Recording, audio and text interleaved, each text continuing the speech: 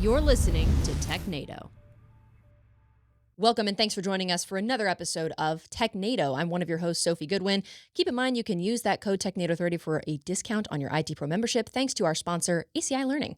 Once again, I'm Sophie, and I'm very excited to jump into today's news. I went ahead and read some of the articles, and, That was a mistake. some of them are, well, I mean, I really got in depth, and I was like, oh, what's this? And I scared myself a little, so that should tell you what's coming. But I'm not alone here, luckily. Otherwise, I'd be terrified. Don Pizzette to my left. Don, how are you doing today? I am doing great. Excited about today's episode. It's been a while since we've had a solid tinfoil hat segment. Yes. And we've got one coming up later on in the show, so you'll definitely want to stick around for that. Yes, that is the one that scared me. So you will want to stick around for that. Daniel, how did you feel about that? Just give us a preview. Oh, I don't get scared, so.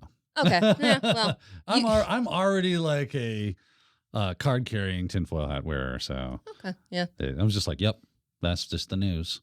Okay. Yeah. Well, he yeah. All right. I can't really add to that. I've already gone through the gamut of emotions necessary to like be able to process new, scary stuff.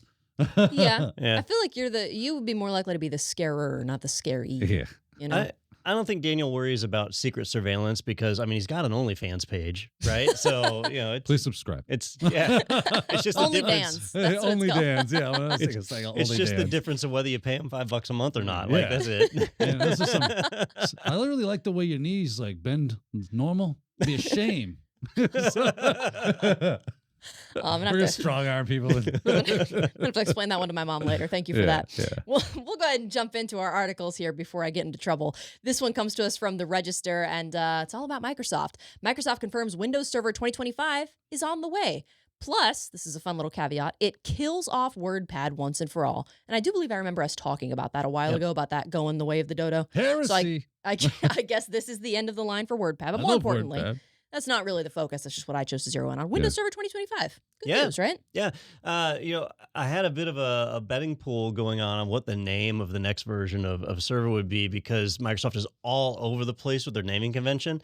I would not have been surprised for it to be like Windows Server 2025 H2 Moment 4 Series 11. And that's just one name. Yeah, that is. And if you don't say it in its entirety, then you've got the wrong distro. Yeah, it's all wrong. Yeah. Microsoft has switched to this release cadence where they are constantly releasing new builds, and just every now and then they pick a build and they say, all right, that's the one. Ship it. And we'll make that one gold, and that's now the next version of server, and then it's out of date within a month because they've already done new updates beyond that. In my opinion, that's a good thing.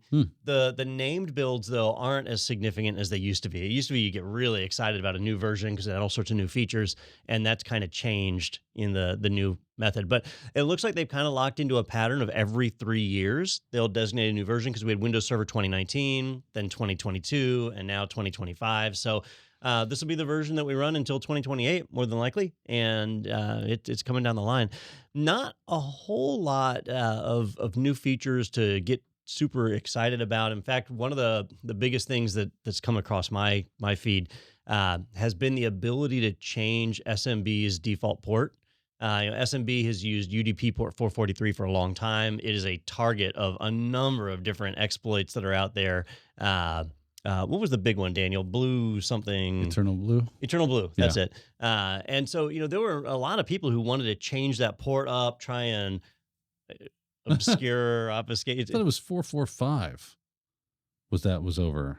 Is 443? Am I mixing it up with? That's the UDP port. Like, so the TCP Okay. port for SMB is 445. And right? that's what Eternal Blue used? Yes. Yeah. So they're rolling out the functionality where you can change the port, make it whatever you want. Have fun. Yeah, Woo. get crazy. What I think is interesting, because I did a little research on it, is they're adding the functionality to the server, and I haven't seen where they've added the functionality to the client to get on the right port. So that'll probably come a little bit later. That should probably be helpful. It certainly will. What have you heard? Because I see that it's like you can change it to Quick, right? This is a new protocol. Mhm. And basically Quick allows you to transfer data, much like TCP, but it's faster, stronger, better, right? What have you heard Yeah. about this So- protocol? I haven't heard a ton Yeah. because it's all still in development, but SMB is really, really old. Yes. And I mean, it's been updated. We're on SMB 3 now, right? And so they've added new things, but when SMB was originally created, it didn't have authentication. It didn't have encryption. What did, man? It was the Wild West back then, bro. It really was. Yeah. So they've added a ton to it, but it shows. Yeah. You know, the protocol is not great for high-speed transfers and things. So it's good to see them making some improvements, and Quick is supposed to help with some of that. We'll see. Yeah. Once it gets out in the field, I still find myself leveraging SFTP and other things like that that are a little more tried and true. So I try not to get on the bandwagon of new Super file early. transfer super early. Yeah. Bleeding edge. It's nice. It's cool to say I'm on the bleeding edge, but for real production stuff, you probably want to wait until it's a little more mature. Yep. Yeah. Now the one thing that has me, I don't want to say concerned, but as an IT worker that I have my ears cocked up for is they are making some changes to Active Directory. So there's supposed to be some big enhancements coming to Active Directory, but I have yet to be able to find any documentation on what those enhancements are. But I've heard more than one Microsoft rep say it. In Windows Server 2025, there's going to be some advancements in AD. And what I suspect is it'll just be further integration into Azure AD and maybe even making it where you're required to use it. But I haven't seen the details yet. Anytime there's a change to Active Directory for an IT worker, a sysadmin, whatever, it tends to be painful. Yeah, because they don't ask us whether or not we want those changes or not. They just kind of come down all ham-fisted style and say, here's your new Active Directory. Enjoy. And you're like, but you just broke a bunch of my stuff. Yeah, I don't care. What are you going to do? Not use Active Directory? silly person, you. That's never going to happen. So eat it and enjoy. And I always love looking at what other people have to say, just because there's always somebody that's like really angry, even for something like this, where I'm like, okay, this is just a normal, like, hey, this is coming. I don't see anything in here that, unless somebody's really passionate about WordPad, I guess. But this person, they didn't specify what they're mad about. They just said fan-shitting-tastic, which is a new one for me. Another pile of shite nobody needs. Just fix the existing version. So, but that's kind of what they come out with new versions of this every couple of years, right? Yeah. So it's normal. So they're releasing updates on a very frequent cadence, right? So every month we get new security patches. Every 6 months we get new feature releases, and then they just stick a new name on it every 3 years. So that person who's saying just fix your product, Technically, that's what they're doing. Yes. Yeah. So that just means they don't really understand. Yeah. And I'm not saying Microsoft is a bunch of saints, right? Oh. But there's certainly a lot of emotional baggage for things that have happened over the decades, and it's hard for people to overcome that. I remember back in the early days of Windows NT, when a new service pack came out, you couldn't trust it. You absolutely could not trust it. Like I think it was Service Pack 3, where your servers would reboot once a month. Your server would reboot, and in the middle of the day, you had no idea what was going on. It would reboot, and it turned out it was a problem in that service pack, and they had to re-release that service pack. It's not like that anymore. These updates, largely, you can trust them and roll them out. You hear about them breaking desktop stuff every now and then, but server's been really solid the last 8 years. Good for them. I'm glad to see that they're finally catching up with demand and what we actually need out of our server environment and our desktop environments as well, where I do not fear applying my updates. I just want to get it over with so that I can get back to doing what I want to do. Right. And I do love coming into my office on Wednesday morning and going, it was Patch Tuesday yesterday because all my stuff is gone. Yeah. Now, I will say, in our day job, we don't use Windows servers for any of our platform product stuff. We use Hyper-V servers, so that's all Windows Server for our lab platform. And we have some on VMware, so it's kind of split. So we have both. Yeah. But as far as operational services, the website and all that, that's all hosted on Linux servers these days. So Windows Server has become a little bit less relevant over the years, even inside of Microsoft. We've reported on CBL Mariner and their versions of Linux. In Azure, they launch more Linux virtual machines every day than they do Windows servers. So its relevancy is starting to decline. I don't see anything here that's going to stop that. So I think that trend is just going to continue. Yeah. WordPad being gone. That's what's up. Yeah. You think they would just purchase Notepad++ at this point and make that the default thing? Yeah. Right. I mean, it's a pretty good tool. It is. Although I would say there's nothing Notepad++ can do that VS Code can't do. Oh, that's true. So that's a good point. I just recently have adopted working with VS Code, so I'm about to start learning it for show notes and stuff. I know I'm late to the game on that as well, but I mean, if it wasn't broke, why would I fix it? I know it's cool. So I know a lot of people that have switched to VS Code. Yeah. I use Sublime Text. And see, I've been an Atom user for years, and then they stopped support. So And I've used Sublime for a long time, and the reason I got to it originally was it was one of the only editors that was robust feature-wise, but also had a Mac, Linux, and Windows version, because I move between all three all the time, so I needed something that was consistent so I could get work done.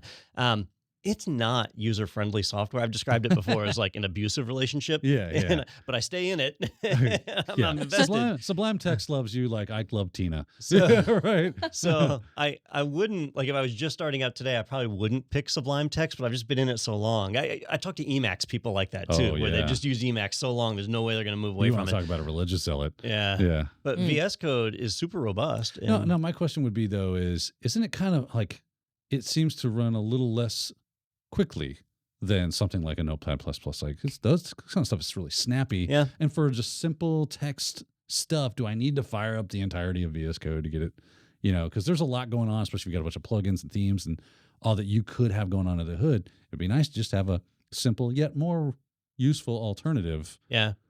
In Sublime Text, I can open up a 5 gig CSV file, and it just opens. Snaps. Yeah, and I can scroll straight down and all. Like it does really good job of handling memory access.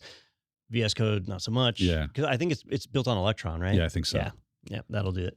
Well, going back to the article, we're off. That's the best part. The rabbit trail is the best part. Sicily, 1923.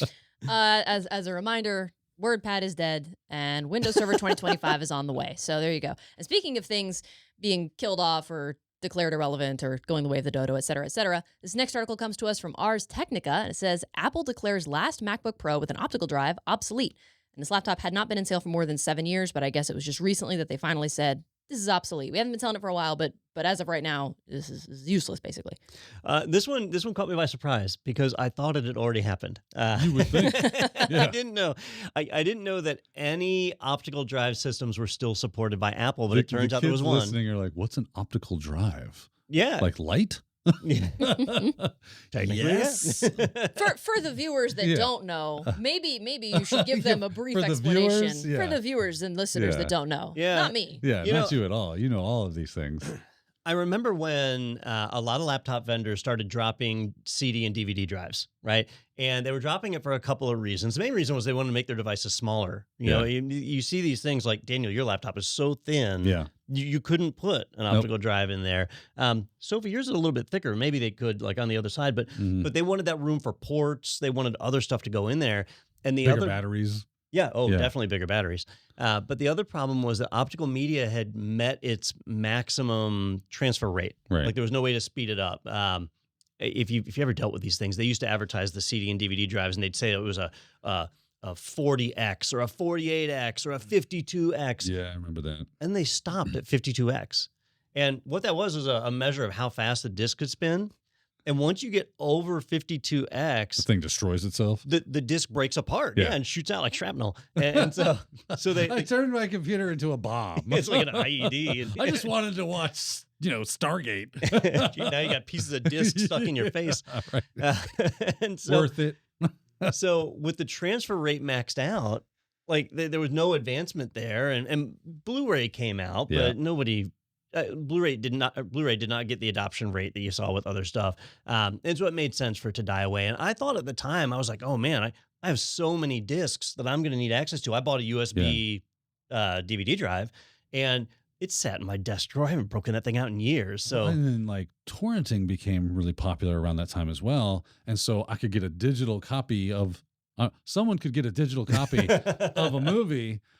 I've heard that this can happen. I've heard that this was a possibility. And that people did it. And then it was like, well, I just watch it all on my computer anyway. Well, I don't need to use the optical drive anymore because most of the things I'm watching that that they would be watching instead is no longer on a disc. Yeah. Yeah. And for a while they were selling TV shows on DVD, and you can still buy them that way, but a lot of series aren't released that way now. It's going to be on a streaming service. That's the way to do it. So I was surprised to see, though, that there was still one Apple device, the 2012 MacBook Pro, that had an optical drive that was still supported. And I actually had that laptop back when we started IT Pro TV, which was in 2012. That was the laptop that I got as my company laptop. Used it for 3 years, then replaced it, I think. So It was a good device, but I probably didn't use the DVD drive back then either. Right. It's just not something we really need anymore. So finally, Apple has said, why are we supporting this? Yeah. Yeah. And, if you go and look at Lenovo's today, Microsoft Surface, I don't think any Surface ever had an optical disc in it. So Yeah. I think it's finally that nail in the coffin that just not available anymore. So I keep one laptop around that has an optical drive in it for the purposes of ripping my movies and putting them on my Plex server. And if I'm like, oh, no one's got this on Plex, I'll look through my cases and go, oh, I knew I had this, and pull it out, rip it, and throw it up on the Plex server. I did have to do that not too long ago. My youngest son wanted to watch a VeggieTales movie that was on. Yeah. I noticed that you had a VeggieTales. I was like, on my Plex. VeggieTales. My kids love it. It was on, I forget, it was on Netflix or Amazon Prime or whatever, and they removed it from their library, and so he couldn't watch it. And so I was like, great. And so I thought, I've heard that people can go and download things on the internet, and I couldn't find it. And so I was like, fine, whatever. I go on Amazon, $7 for the DVD. I'm like, all right, I'll just buy the DVD. And then I had to remember how to rip a DVD because it's been so long. Just a handbrake. And so handbrake is easy, super easy. But you have to add the DCSS DLL to it. I did. No, mine was it was like install handbrake, run handbrake. There you go. Oh, apparently I'm amateur hour because I had to add the DCSS library to it and stuff. But so I ripped it and threw it on Plex just because you couldn't get it online any other way. Did you just admit to a crime? I don't think so because I own the DVD, right? Right, but you're not allowed to break the encryption. That's what's illegal. This is all in theory. Yes. All of this is You're theoretical. allowed to have a digital copy, but you are not allowed to break the encryption. Well, then yes, I believe I've committed a federal crime, and the FBI will be notified They'll right be knocking on your door and it'll momentarily. be VeggieTales versus Don That's Pizzette right. in the Supreme Court. That is kind of funny. I won't be taken down by some talking tomato. So I went to watch The Talented Mr. Ripley the other day, and nobody in our circle that I have anyway. We've got the talented Mr. Ripley, right? He's ripping DVDs left and right. This is No, I know that I know most of our viewers and listeners probably are on the level where you're ingrained in this stuff. You know the terms. Keep in mind, I only started working in this space a couple of years ago. A lot of this stuff is stuff that I used, and I just didn't know the proper name for it. So, I had a laptop that had what apparently is an optical drive in it. I just always called it the DVD drive, the CD drive, whatever. I never knew that was the name for it. So this has been eye-opening for me in a way I didn't know it would be because I hear optical drive, and I'm like, I'm thinking, what the did I miss the boat on that? And that wouldn't be surprising because I missed the boat on a lot of things. It just was before my time. But this is something that, yes, I used and just didn't know that's what it was called. So for those of you that are a little more like me, that are maybe you know the stuff, you're still learning the terms.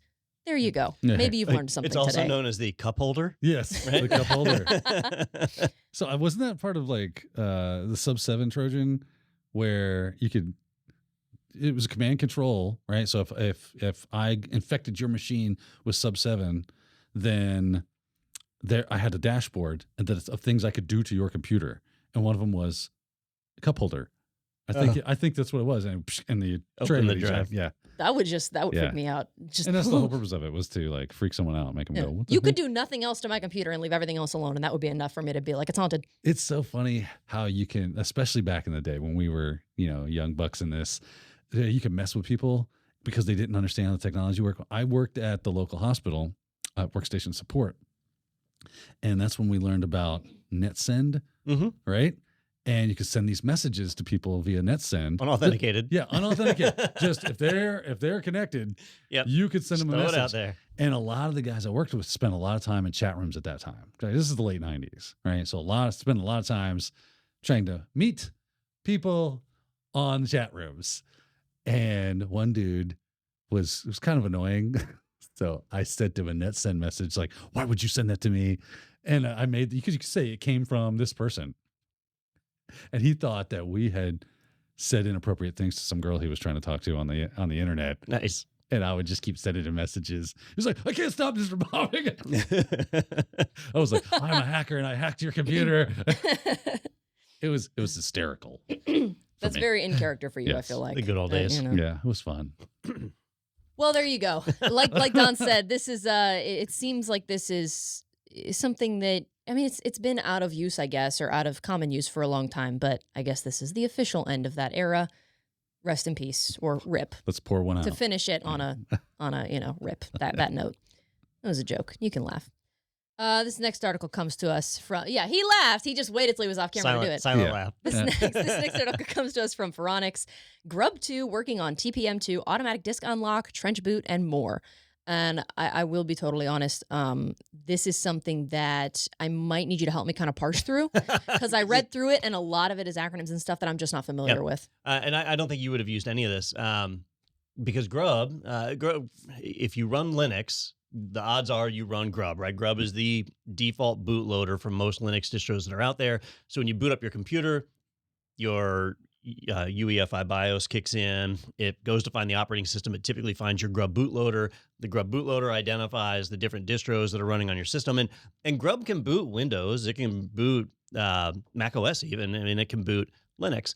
If you just have Linux installed, this might all get skipped for you and just goes right into your OS. But otherwise, it lets you pick. So like I have my laptop set up where I can pick between Windows and Linux. And so Grub is what displays that.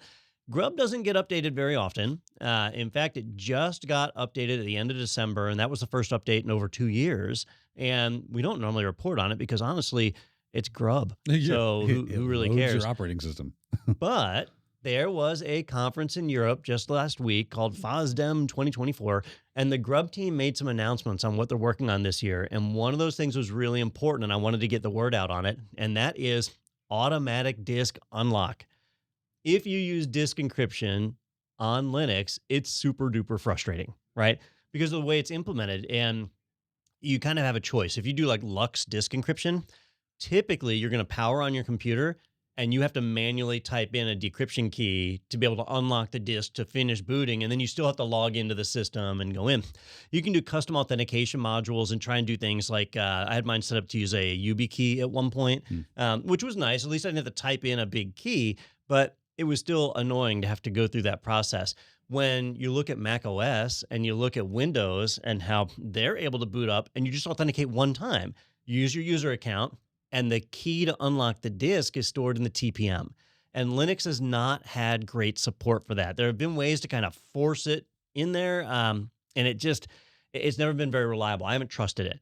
And if you Google around, you'll find tons of instructions where people say, oh yeah, it's really easy to make Grub do the unlock. What you do is you take your encryption key and you put it in your FSTAB file. So when it goes to mount it, it can decrypt it. That's a mistake. Yeah, because the FSTAB file is not encrypted. Yeah. So if somebody, like if I steal somebody's computer, I can just stick their hard drive onto my computer and go into that FSTAB file, get the key, and off we go. We just blew the encryption away. You might as well not encrypt. But the Grub team is finally putting a focus on this. They're looking at the TPM2 support to say, we want you to be able to store the encryption key in the TPM, just like the other operating systems do. And that way, when you boot up, you just have to authenticate one time.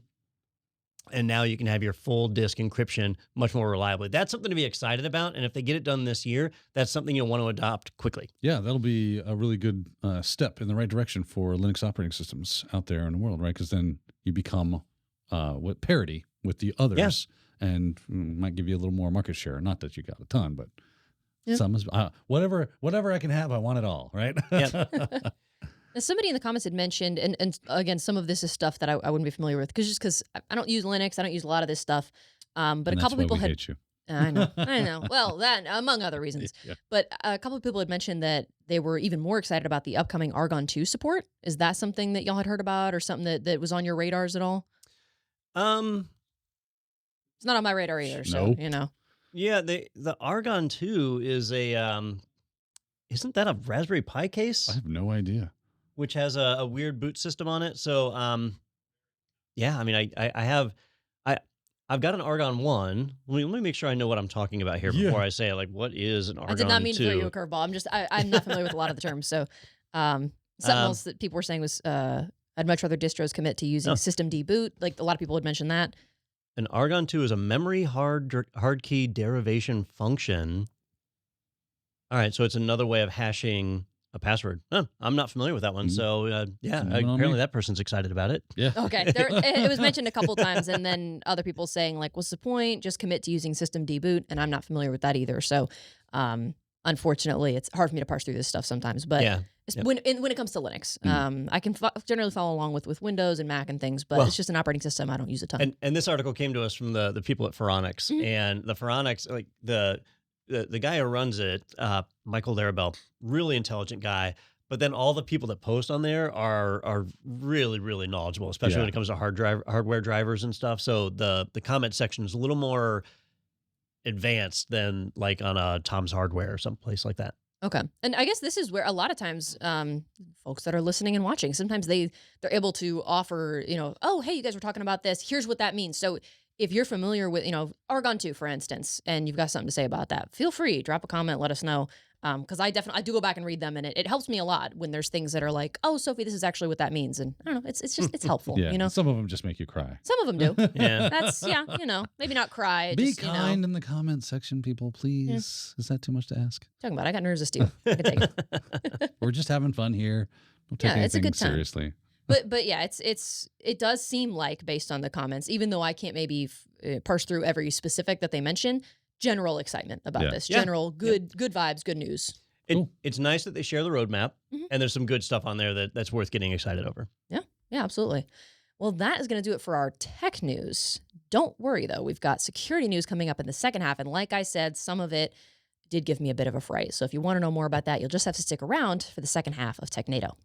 Tired of trying to schedule your team's time around in-person learning? Isn't it a bummer to spend thousands of dollars on travel for professional development? What if we said you can save money and time and still provide your team with the best training possible? The answer to your woes is live online training from ACI Learning.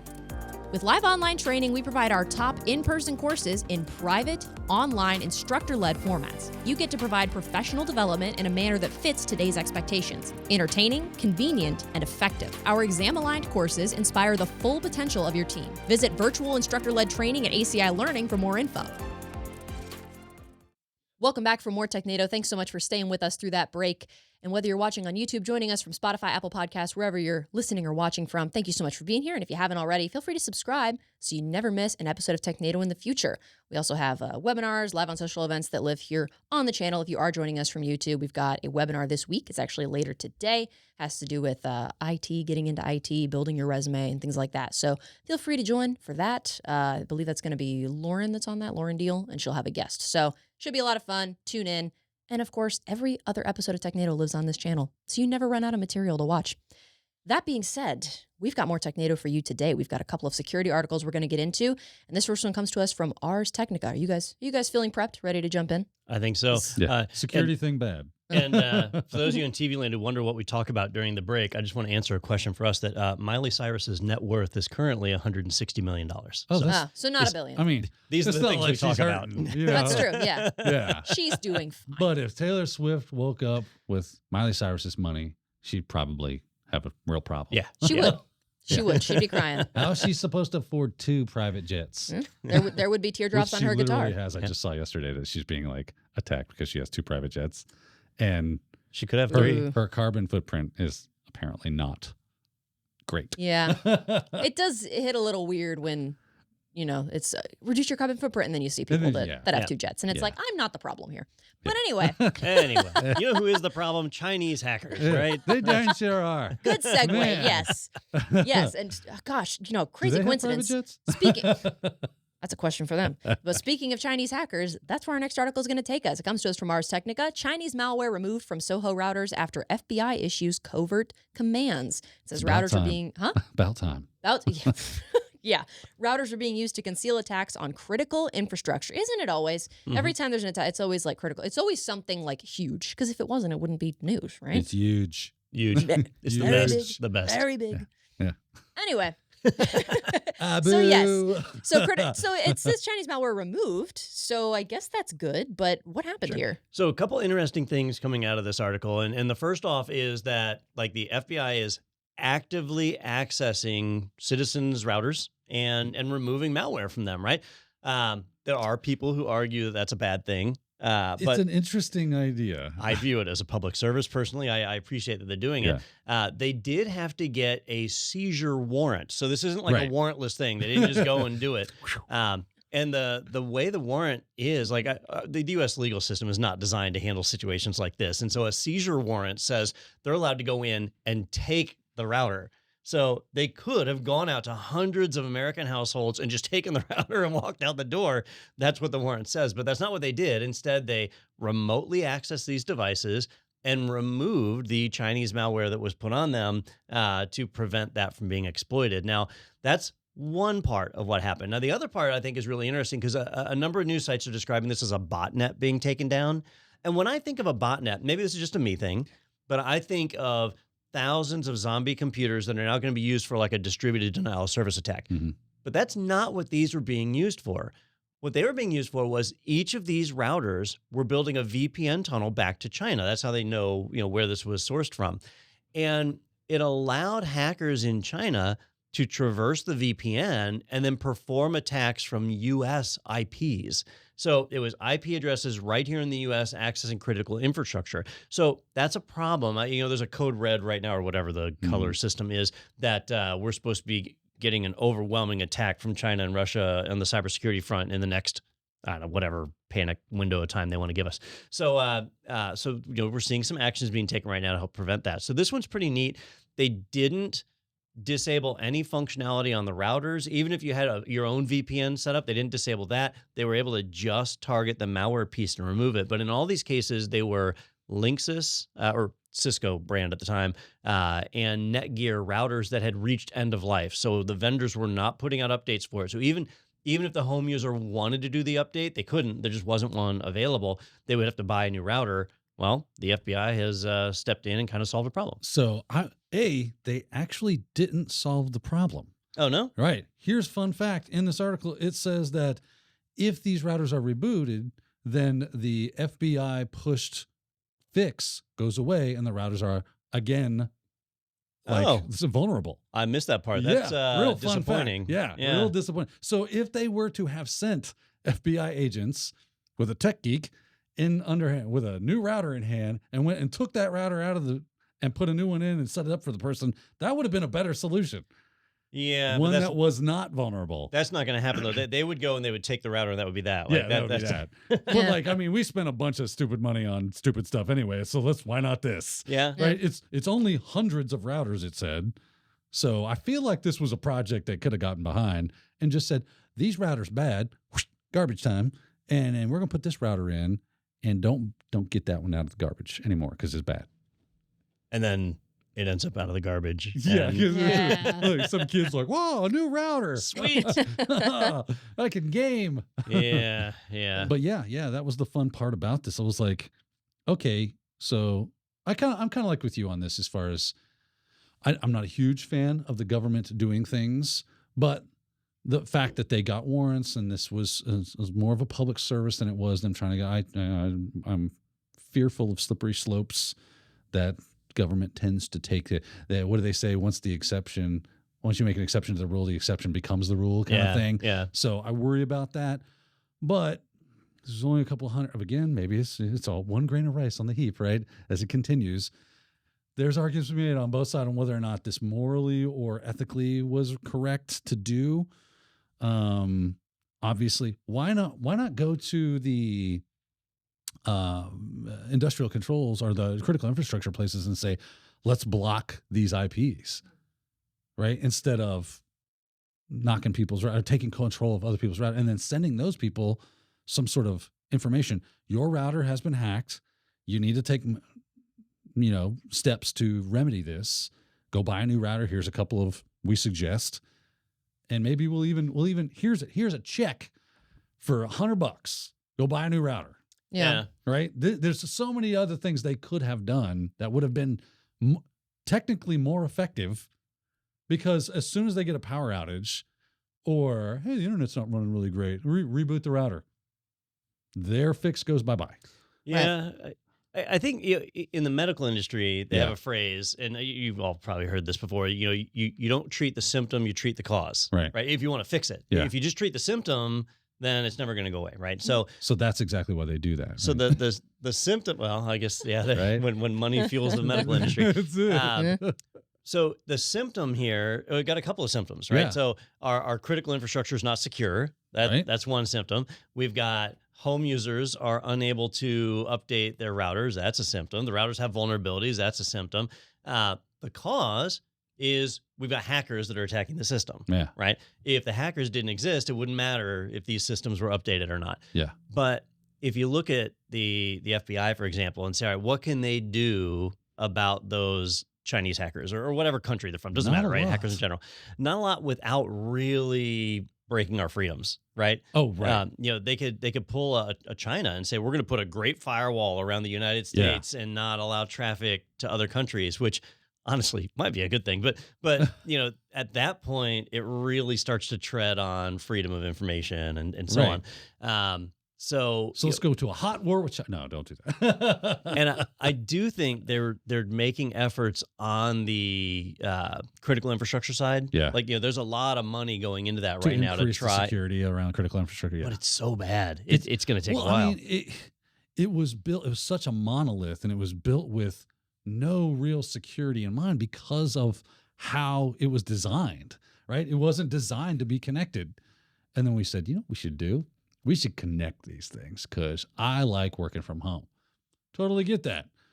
But you see that you got to do that risk matrix thing, right? What is that? The likelihood versus probability or whatever. Yeah, it is. probability and impact. And impact. There you go. Yeah. Impact. And that's going to score high on that scale. So we should probably do other things like build security first and then connect, not slap security on some crappy connection solution that you decided to go with. Well, it kind of ties into what we were talking about in the first half of the show with SMB. Right. Where SMB or FTP for that matter, they started out with no security on them. Yep. And it's been bolted on, and that shows. It's not great. Right. So is it time to create new protocols, create new system? It is, Absolutely. but people aren't doing it. Yeah. And that's because it's really hard to do that. And that's true. That is a true statement. It is hard to create new protocols, get wide adoption, but it's got to start somewhere. It's one of those things where it's the journey of 1,000 miles, right? It starts with a single step. You just have to get going. You have to start creating the protocols that have that advanced layer of security built into them, designs that have security in mind. And then every new thing we do starts to adopt that as we slough off the old. And we hobble it along and we bolt and modularize as much as possible until we can move away completely from that so that it can be a part of the system until I don't need it anymore. But if you never make steps toward it, you're just leaving yourself wide. I don't get it. Why are we not? We have so much money. We have so much capability. We have so much infrastructure. We could be doing it. We blow money on dumb crap that means absolutely nothing in the long run because we want the M1 money stock to go up. Yeah, I think, and I don't want to turn this into a political podcast or whatever, but I think when you look at our leadership here in the United States, where the average age is 9,000. ridiculously high, Yeah. these are not people that grew up with computers. That's true. Right. That's true. And so they don't think that way. And they probably have staffers that did grow up with computers that recognize this as a threat and they're trying to do things. Yeah. But I think that's a big part of the Until problem. the old guard kind of goes away. Yeah. But that keeps us behind the 8 ball for so much longer. If you're a senator and you literally fought in a real war and really had to shoot at people, it's hard to get upset about somebody like remotely turning your light on and off. Yeah. And so I think that's a big Especially part if you don't understand the implication that, like, it's not necessarily, they're turning the light on and off. What's the big deal? Okay, but the fact that they can do that and they have access to do that. Like, I could see, somebody that's that age being, what's the big deal? And not understanding the implication. Now, I'm curious. I was poking around in the comments because I like to do that. And somebody mentioned what's more disturbing to me than hackers is that these routers have covert commands to begin with. Covert commands in this case seems to be a polite euphemism for a backdoor. Do you think that that's pretty accurate of a statement to make? It's not impossible. And it's not even like horribly improbable. Yeah. It is probable that most of these things are made in China. It is quite possible and even probable that is the case, that they have backdoored these things. Yeah. And unless we're doing some sort of security due diligence to look for it, we do have, when you create a device that has to meet FCC regulations, you have to submit a bunch of like testing and paperwork that goes along with that. And you kind of look that up. If you look at your router and you see the FCC ID on the bottom of it, you can actually look that ID up and it will show you like the internals of the device and some of the schematics and specs that go along with that. But I don't think that they require any kind of security testing on the device before it is approved for sale in the United States. So it does seem kind of weird that we would purchase devices from a country that we're not that friendly with. Yeah. Right. Yeah. And that seems odd to me. I mean, and it's not just, I'm not just talking home routers here. We buy like electrical transformers from China. Like I would All of them. like, yes, Right. all of them that run computers that have technology built into them, and they don't run through any security tests. They just plug it in, turn it on.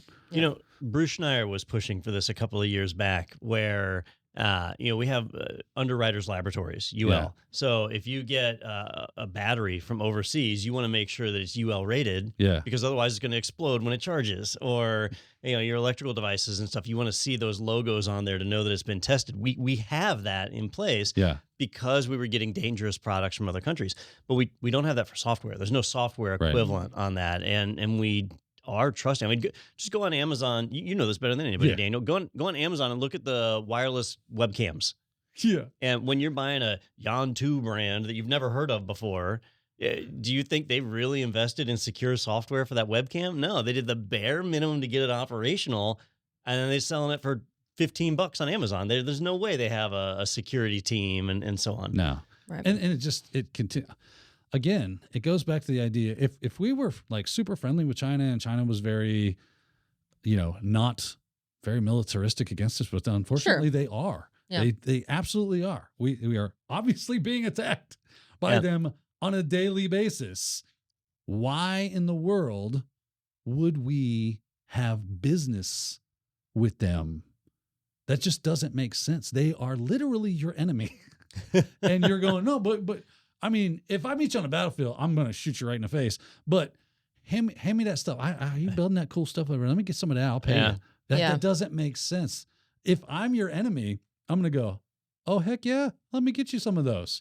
Here you go. It's all good, man. I mean, battlefield, I'll kill you. But I forget what it was. The other day I was shopping for something and somebody had made a post saying, I'm not going to buy that one. I want to buy American. yeah.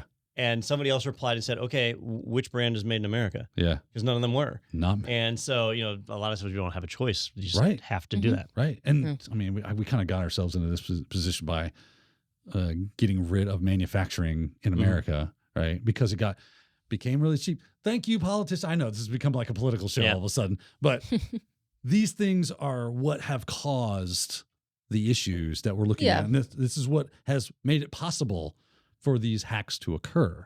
Well, So if we don't address, kind of like to Don's point, if we don't address the cause, we're just fighting symptoms at that point, and that's all we'll ever do. Yep. I would argue that regardless of how you feel politically, I think a lot of people agree that it's tough to have a lot of representatives that are quite a bit older just because, Agreed. to have somebody that's maybe a little bit younger, a little bit, maybe you don't want somebody that's 16 in there, but, somebody that maybe has a better That might idea be of foolish. current problems, right? Current issues like that, Right. as opposed to just things that have been issues for years, things that are upcoming issues.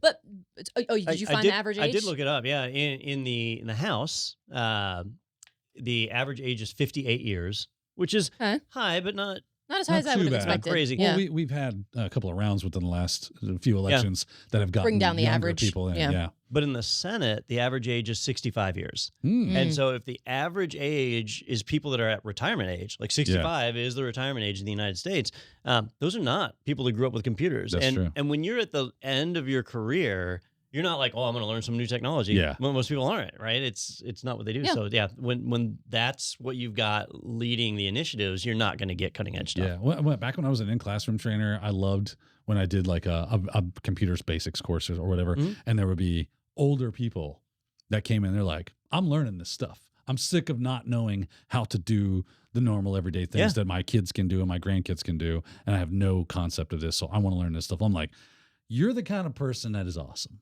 right? You rock, because you are not satisfied to rest on your laurels and just fade off into the sunset.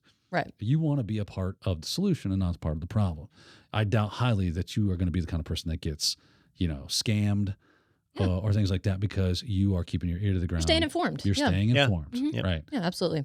Well, it does seem like this is kind of a, you'd kind of mentioned it's a fix, but not really a permanent fix. Right. This could easily be undone. So Band-Aids don't fix bullet holes. It's just, no, they don't. so anyway, but I guess it's good that they're trying to fix this. And we'll have to see if this pops up later in a Deja News segment. Yeah, to me, that was more of a temporary solution to a permanent problem. Yeah. And they need to come up with a permanent solution to that problem. Yeah, it's a Band-Aid solution. But moving on, we've got a couple of fun segments here coming up. And this first one is one of my favorites. It's Who Got Pwned. Looks like you're about to get pwned. Fatality. Yeah! Heard that in my ear that time. Sometimes I hear it and sometimes I don't. This one comes to us from Bleeping Computer. AnyDesk says hackers breached its production servers and reset passwords. And I'm scanning through this article, I'm scrolling, and I'm looking for the apology. Or the We trained you well, the haven't we? weirdly phrased apology, Yeah. we regret that this happened. And so anyway, I didn't really see any of that, I don't think, but I did see the situation's under control. We know that it wasn't that big of a problem. Step but one in the playbook, right? Right, exactly, right. So is this just damage control? Is it really not that big of a deal, or is what they're saying, oh, it's not that big of a deal, is that just damage control? It's a big deal, yeah. So AnyDesk got breached. If you're not familiar with AnyDesk, what they do is they provide remote desktop access for enterprise organizations. So it's not something an end user would sign up for, I just want to access my computer at home, go to my PC or something like that. It's designed for enterprises where you have a help desk, and you want the help desk to be able to remotely view the computer screen of employees. So not just randomly. I don't want to seem like creeper Even though stuff. that happens, right, Don? We have seen that. It does happen. But you get a call from an end user, and they're like, "Hey, I'm trying to do this in Word, and it's not working." The help desk person can say, "Hey, all right, hang on, I'm going to bring up your screen." And they bring up the screen, and oh, walk me through it, and you kind of walk through and see what's happening. It makes tech support way easier. I don't know how you would do it without that kind of thing. It's tough. It's super. I've had to VNC didn't work, or AnyDesk didn't work for whatever reason, and you're like, okay, so here's what you need to do. It looks like this. Click that. Tell me what you see, and then have to paint you a mental picture. It's not fun. So Yeah. these things are really nice to have. So in this case, it was a full breach. The attackers were able to gain access to the network. They were able to reset passwords on accounts and gain administrative access. And they were able to export digital signing keys, the private keys used to sign the AnyDesk software.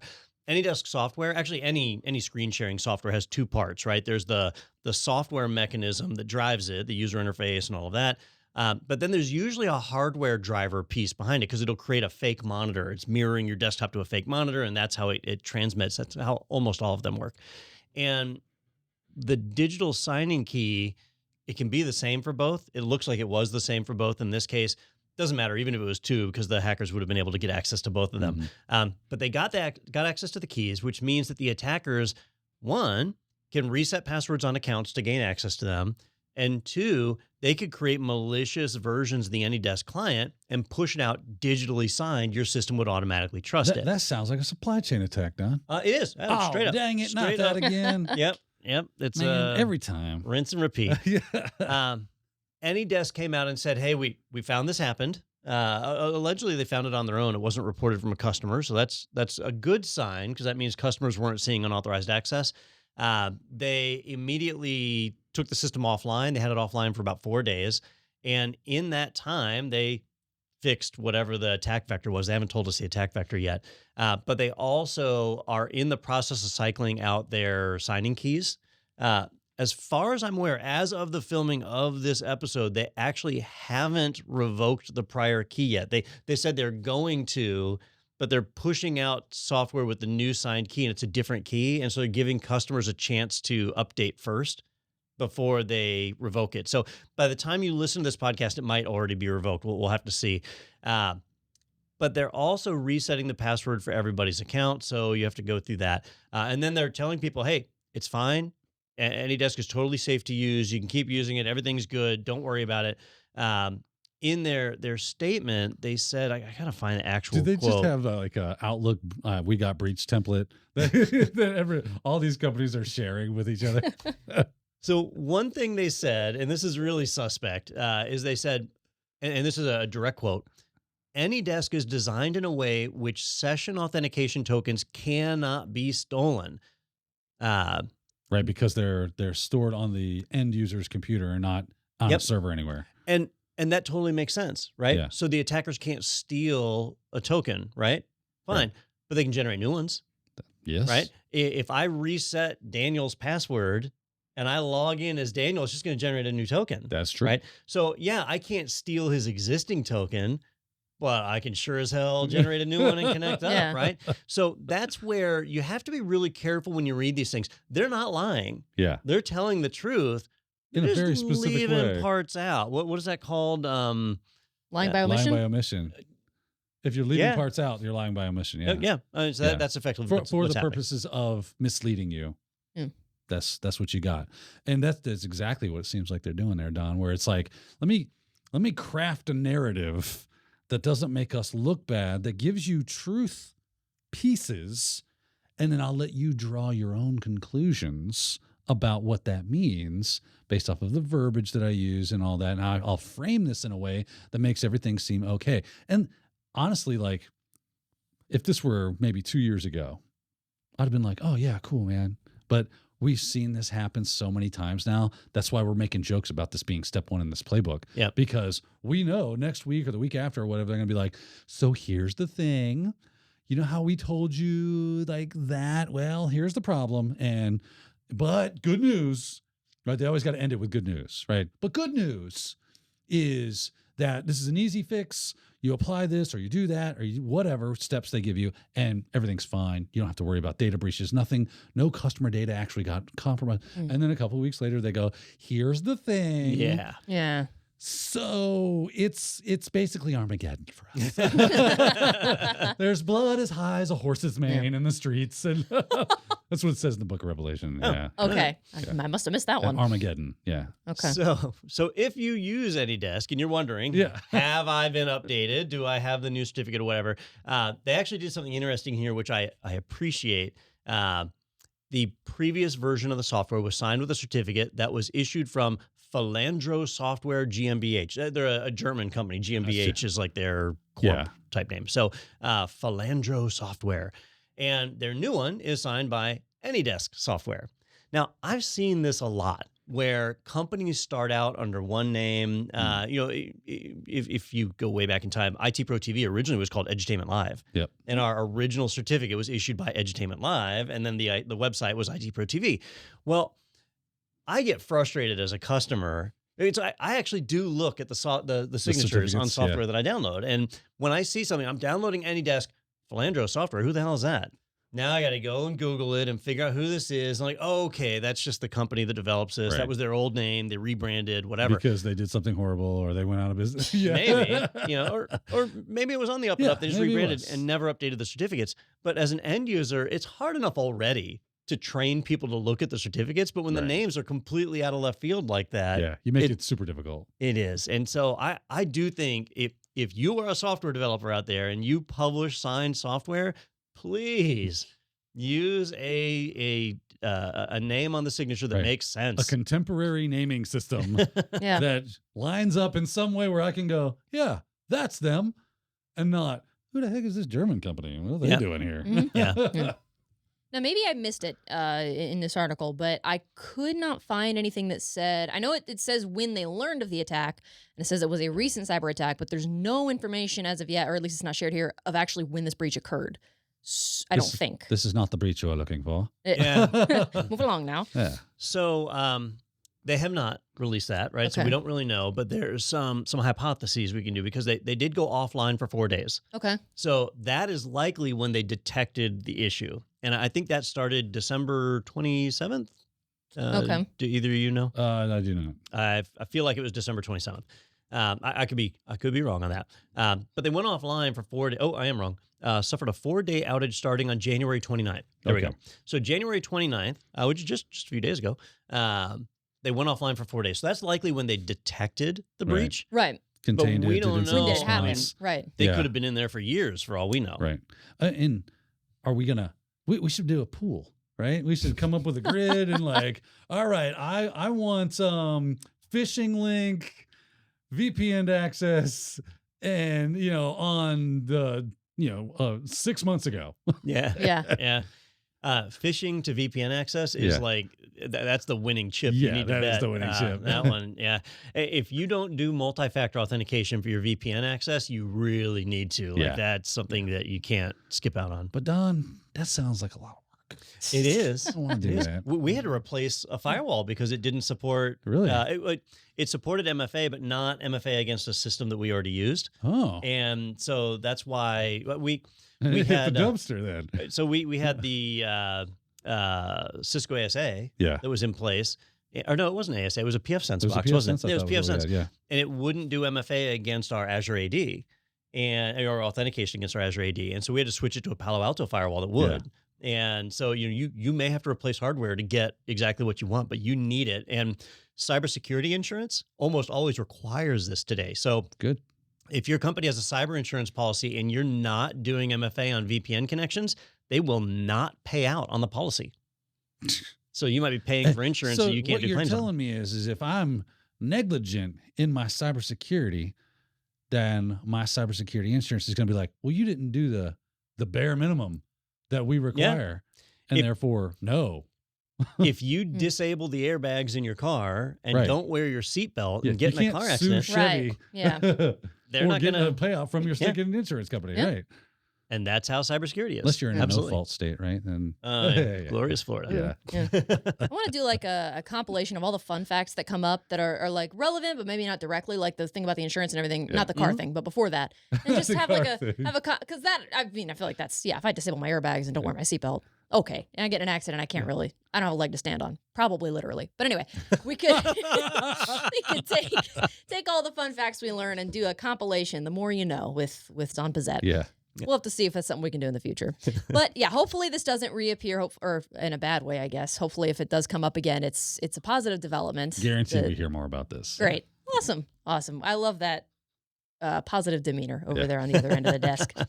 Well, I did mention earlier that I had fear stricken into my heart before the show, and you're about to find out why. This is an old favorite segment. We haven't had one of these in a while. Tinfoil hat. The moon landing was fake. Paul McCartney's been dead since 1966. Dogs can't see color. 5G True. causes syphilis. Dogs can't see color. understand that?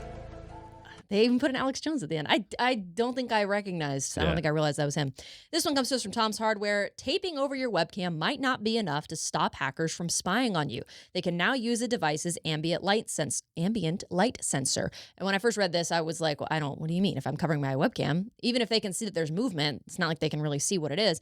And I'm looking at like the pictures they've got, the visuals of like they hold a hand up and you can tell that it's a hand. It's just, I'm like, oh, that is kind of creepy. So it freaked me out a little. Yeah. Is this a genuine like concern? Is this something that I should be a little bit worried about? So a lot of times I see things like this where they say, hackers can analyze the sound of your keyboard to know what you're typing, and it's a BS attack that's way too hard for anybody to carry out. And It's just highly improbable that it will be carried out. Yes. it would take Tom Cruise and Mission Impossible to be real to pull that type of thing off. Or the hard drive light can exfiltrate data out of a data center, and Fun. yeah, it's possible, but it's just so unlikely. You'd be better getting prepared for a meteor to hit you than for somebody to take advantage of that.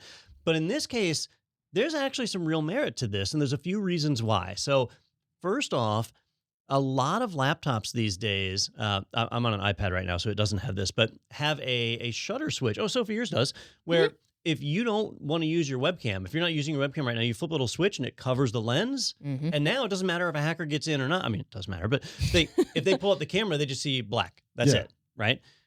But a lot of devices have an ambient light sensor that's not covered by that shutter.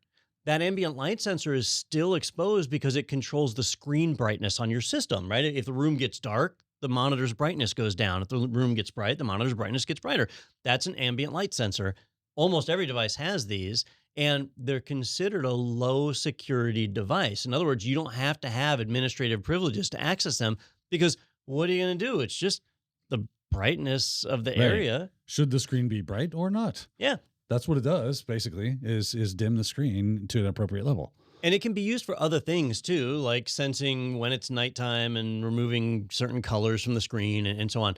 But some creative security researchers said, well, wait a minute, it's looking at light. It's got a light sensor in it. And much like a camera, the light sensor can reproduce a picture. Now, it's really, really low fidelity, right? It's not like no detail. not a 60 megapixel camera or anything like that.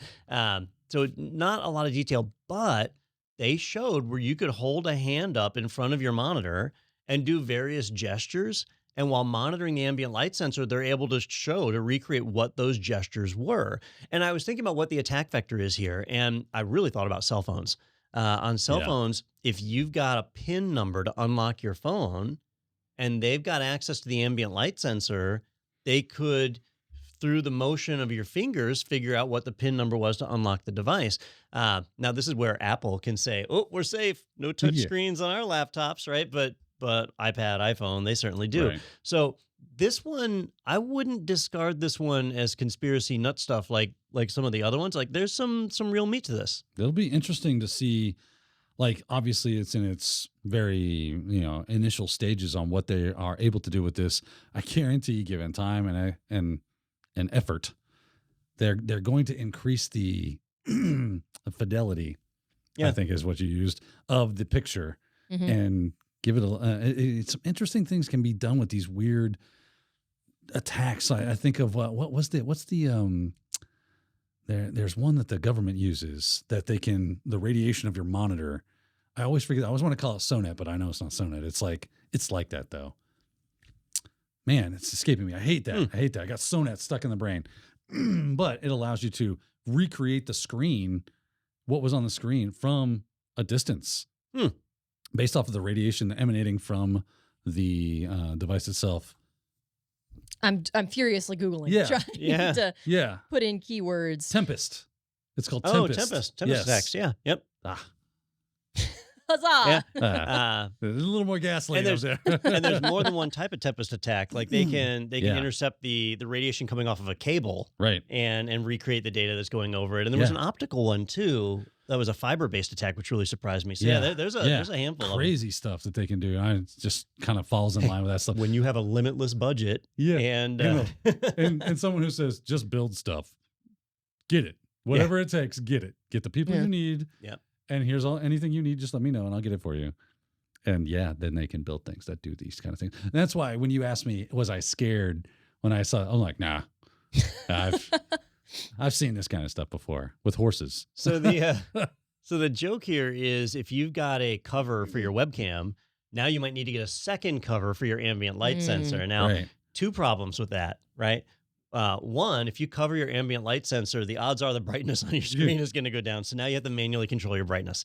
Two, most of the time, I don't know where the ambient light sensor is. On an iPad or an iPhone, you know where it is. It's right by the camera. Yeah, right? Mine's right there. Yep. But on your MacBook, you can see where it is. Yep.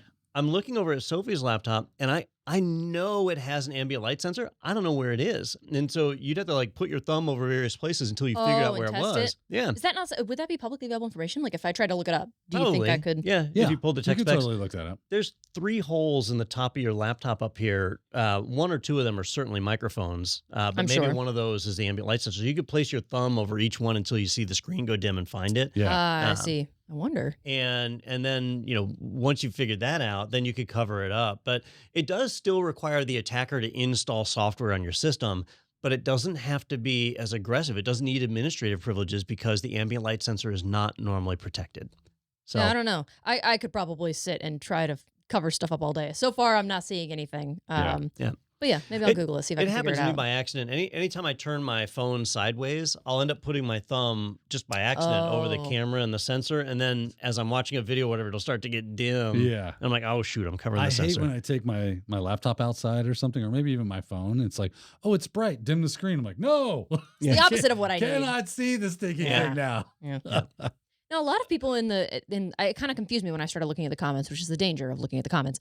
But there were a lot of people that were like, well, just, don't buy a monitor with a webcam, unplug your webcam, cover your webcam. That's not the issue, right? Because even if you are using a separate webcam that's not built into your computer and you don't have one, it's still going to have an ambient light sensor, and that's what they're using, right? They don't need a webcam to do this. And you might have more than one ambient light sensor. Right. If I stick an external webcam on my laptop, then I likely have 2 now at this point. One for the webcam and one for the laptop because it's got its own stuff built in. So I think that the real moral of the story here is where there's a will, there's a way, right? If you make security around the webcam, okay, well, it's cut off from me.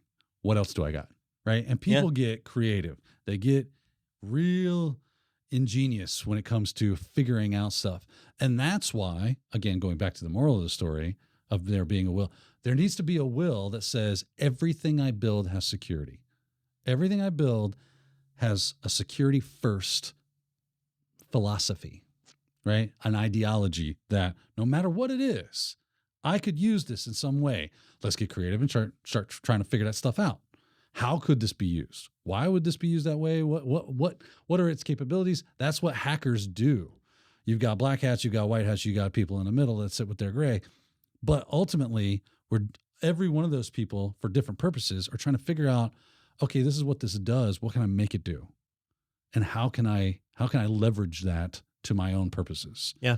If we're not doing that, and that goes back to our router talk and everything else that we've talked about throughout the years of TechNado, if we do not start taking a security first mindset, this is going to continue to be a problem. And new and weird and creative ways of getting to your data. Do you know that personal information data is more valuable than oil or gold? Yes. It is the number one valued product in the world. Because it costs next to nothing to mine. Yeah, I guess. But man, they sure want it. Yeah. Right? It is as number one. So I would start making it more valuable by putting some hedges around it. If you had a pile of gold, you wouldn't just go stick it in your backyard and go, no, nobody wants that. Yeah. Right? They absolutely want that. So, You know, I didn't pick the article, but Mozilla released a new service. You know, Mozilla is trying to find a way to make money. yeah. Because they think the Google money is about to dry up. Mm. And so they're releasing a new service where you basically give them your PII and then they scour the web, and anywhere they find it, they do the takedown notices for you Really? to try and clean you, basically Sanitize your internet and, presence. and reduce everywhere you have data stored. There's another service called Optery that does the same thing. That's been around a while. So Mozilla is trying to like compete with that. Gotcha. They charge something ridiculous, like $9 a month. And I don't think the average person would do Who's that. gonna But pay for that? Yeah. but it just shows, though, like there is value to that data that's out there that you've given to Facebook and Twitter and other places, and now there's a whole business model around getting that data back out again. yeah. And it's hard to put the genie back in the bottle. Is Yeah. that the saying? Yep. And that's where we're at. I guess I didn't realize this, but somebody said I guess the last two generations of ThinkPads, ambient light sensors are rare. So maybe I don't have one because Oh, I'm trying maybe. to find like Cool. specifically for this model and stuff, and I'm finding nothing. People are asking, "Oh, I like my ThinkPad. How do I add an ambient light sensor? Because I want the auto dimming." So I might not have one, which Maybe not. would really just assuage my fears. Ooh, that would be great. But I still use an iPhone, so yeah. I'm Yep. And your phone definitely has one. yeah, exactly. So we're all doomed. Isn't that okay? Nothing like getting black pilled at the TechNado. Yeah, right? yeah. But I'll have to look into that a little bit more later. But I know that reading this, it definitely was it was kind of freaky at first. But one of the things that I thought of was, like you said, it's just if there's a will, there's a way. It would be so lovely if there was a way to repurpose this information and, you know, how hard these people are working to supposedly use this into something good, as opposed to, you know, spying on people. Like, it just, there's so much potential there. I feel like a first grade teacher, like, you have so much potential if you could Yeah. just use it for good instead of evil. Yeah. But I don't know. Just wait, Sophie. Another 10 years, give the world a chance to beat you down. You'll and be then as you'll cynical and jaded as both Don and I. You guys have definitely given me a head start, so thank you for that. But yeah, definitely a lot of good news this week. And like you said, there were even some things that, like the Mozilla thing that were happening that, you know, it's impossible to cover everything. So if there's something that happened this week that you guys are curious about, want us to cover, leave a comment, let us know if you are watching on YouTube. If not, hop over to the channel and leave that comment. And if you haven't already, if you enjoyed this episode, maybe leave a like and let us know, hey, I've had a lot of fun sitting here chatting with you guys. And thanks again, of course, to our sponsor, ACI Learning. If you don't know, that's actually our day job. We make those videos during the day, those courses to help you learn, and it is super fun. You can see he's got the We're sporting got the branding, the logo He's got the wear. branding. Yeah, I'm not branded, so I don't have the shirt with me, but right there. Look at that. Yeah, it's hard to miss. Right there. That's right there. So our sponsor, ACI Learning, are the folks behind IT Pro. If you are listening from the TechNado website, you can look for that sponsored by button, click on that, and that'll take you to the IT Pro website where you can use that code TechNado30 that I mentioned earlier to get a discount on a membership if you want to see more of us doing that stuff in our day jobs. I think that's pretty much going to do it for me. We'll be back, of course, next week with more Technado. Anything I'm forgetting? Anything I'm missing that we need to go over? Pork chop sandwiches. With Yeah. applesauce. Get the heck out. Yeah. Awesome. All right. Not with That's applesauce. probably another reference that I missed. So Yeah. I'll Google that when we shut down here. But thanks so much for joining us for this episode of Technado, and we'll see you next week. Thanks for watching. If you enjoyed today's show, consider subscribing so you'll never miss a new episode.